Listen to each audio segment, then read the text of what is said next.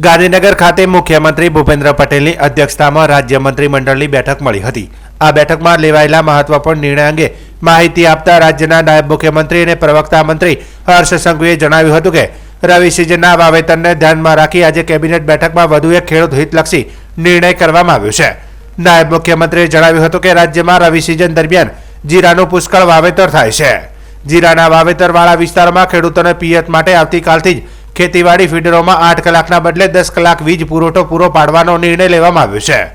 જીરાના વાવેતર વિસ્તારોમાં સિંચાઈ માટે વીજ પુરવઠો વધારે આપવા માટે રાજ્યના જનપ્રતિનિધિઓ તથા અનેક ખેડૂતો તરફથી મુખ્યમંત્રી સમક્ષ રજૂઆત કરવામાં આવી હતી, જેનો આશરે 1090 ગામોના 49,000થી વધુ ખેતીવાડી ગ્રાહકોને લાભ મળશે તેમ તેમણે ઉમેર્યું હતું।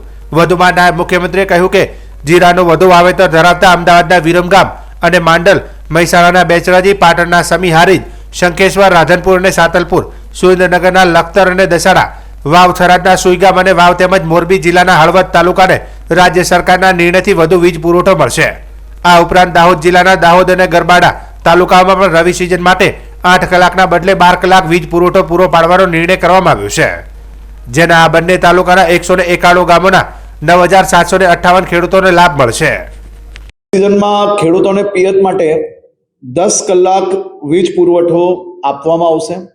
રાજ્યમાં રવિ સિઝનમાં થતા જીરાના વાવેતર વિસ્તારોમાં સિંચાઈની પૂરતી સુવિધા પૂરી પાડવા જનપ્રતિનિધિઓ દ્વારા આદરણીય મુખ્યમંત્રીશ્રીને જે ભલામણ આવેલી તેમાં ખેડૂતો તરફી મળેલી રજૂઆતોને હકારાત્મક વાચા આપતો મહત્વપૂર્ણ નિર્ણય રાજ્ય સરકાર દ્વારા લેવામાં આવ્યો છે।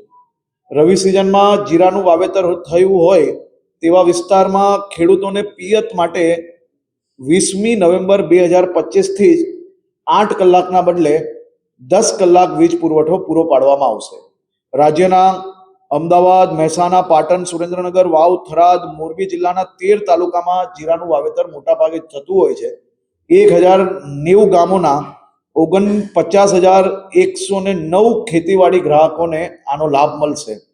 વધુમાં દાહોદ અને ગરબાડા તાલુકાઓની પણ રવિ સિઝન માટે 8 કલાકને બદલે 12 કલાક વીજ પુરવઠો પૂરો પાડવામાં આવશે, જેના પરિણામે 191 ગામમાં 9758 ખેડૂતોને આનો સીધો લાભ મળશે। તાલુકાઓની યાદીને બધું તમને આપવામાં આવશે।